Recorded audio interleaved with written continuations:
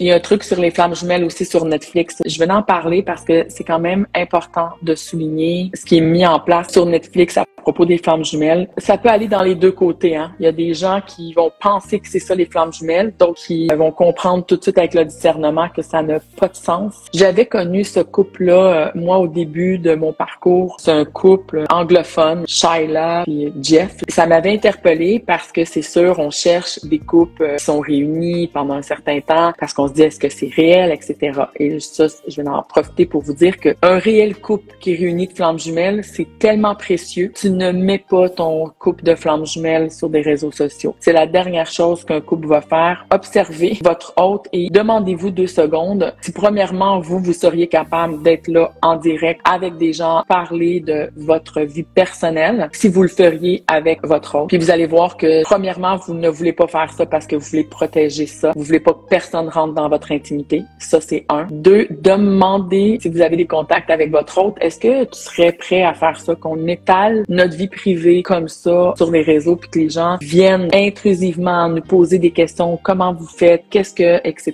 etc. Puis dernièrement, c'est quelque chose que j'ai parlé avec mon autre. Il disait jamais je vais vouloir faire ça, même si ça l'aide d'autres personnes.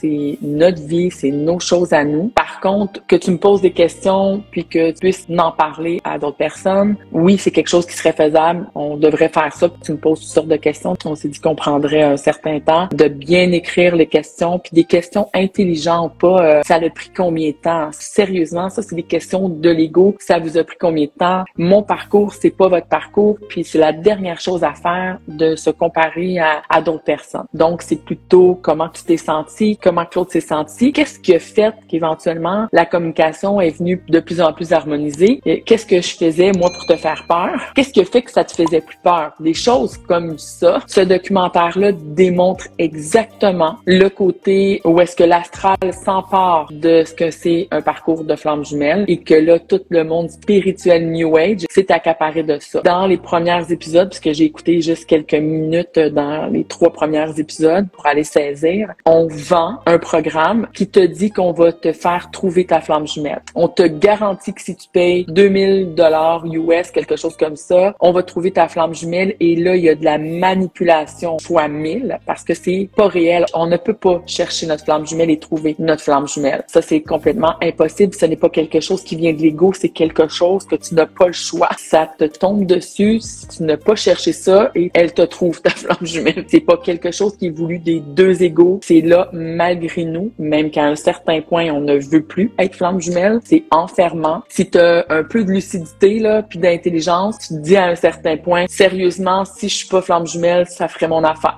C'est tellement souffrant, c'est tellement pas agréable que tu veux sortir de ça à un certain point. Et ça, c'est d'avoir du discernement et de la lucidité. Donc, on ne cherche pas une flamme jumelle. Donc, déjà ça, dans le documentaire, c'est comme vote en courant, on te garantit qu'on trouve ta flamme jumelle. Et dans le documentaire, à un moment donné, il y a une jeune fille, elle est très jeune, elle a 18 ans, elle cherche l'amour de sa vie, elle est dans la spiritualité, elle veut trouver sa moitié, etc.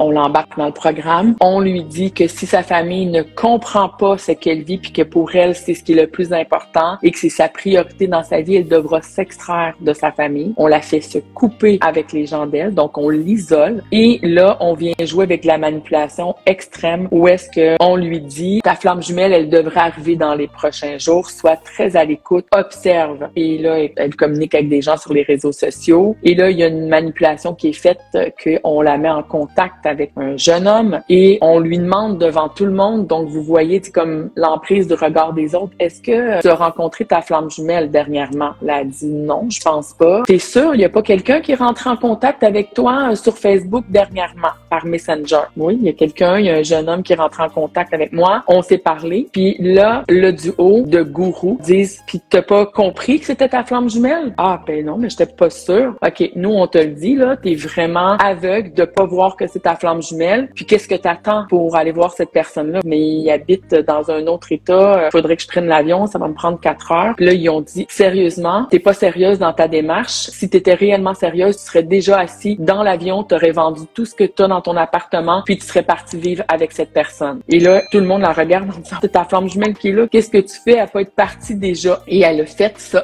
Elle est partie avec cette autre personne-là. Et dans le brainwash, là, vraiment, ils ont fait un lavage de cerveau que c'était sa flamme jumelle et qu'elle devait déménager avec lui, ce qu'elle a fait. Puis elle l'explique plusieurs années par la suite, là, comment elle s'était sentie obligée, manipulée, etc. Par la suite, à déménager avec lui. Et ils se servent de ça dans leur manière de faire pour par la suite prendre ce couple-là. Ils leur disent, prenez-vous en vidéo, mettez sur les réseaux que grâce à nous, vous vous êtes réunis, c'est ta flamme jumelle, montrez tout le beau côté, etc.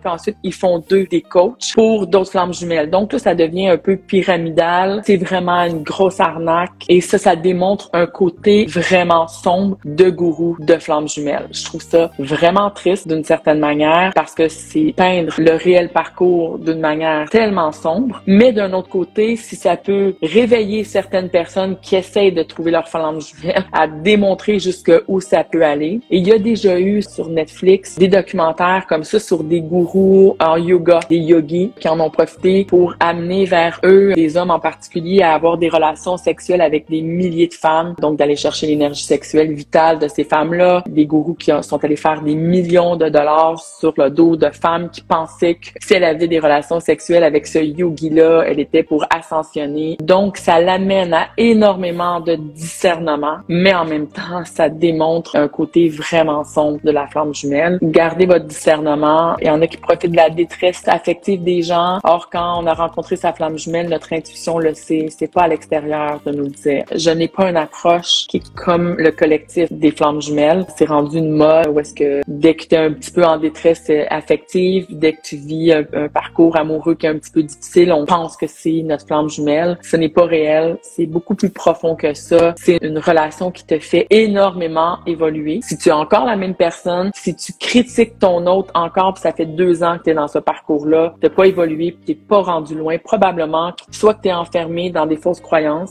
soit que t'es pas réellement dans un parcours de flamme jumelle, mais à un certain point, c'est soit que tu dois sortir de ce parcours-là si tu es encore dans les souffrances, ou tu dois aller vers des nouveaux outils. Il faut que tu changes quelque chose à quelque part. C'est pas un parcours qui est là pour souffrir pendant des années. Le lien, il ne peut pas se valider par aucune personne à l'extérieur. Ce qui vient réellement valider, c'est 2 choses. Donc, le temps. Dans le temps, la relation, elle, évolue. Toi, t'évolues énormément. Tu le vois, tu n'es plus la même personne. Si votre relation, c'est en silence radio depuis 2 ans, c'est pas normal. C'est soit que t'es pas dans un parcours, donc il va falloir que tu avances dans tes libérations pour te libérer de la relation, qui est peut-être une relation karmique, ou bien pour libérer des programmes inconscients. Mais c'est pas normal de pas avoir de contact pendant autant de temps. Toi, t'évolues, la relation évolue dans le temps. Si tu n'as pas ça, il y a quelque chose qui ne fonctionne pas. Donc, il faut vraiment avoir notre discernement. Dans le temps, toi, tu constates que tu évolues et tu constates que tu fais des libérations et que le lien évolue aussi.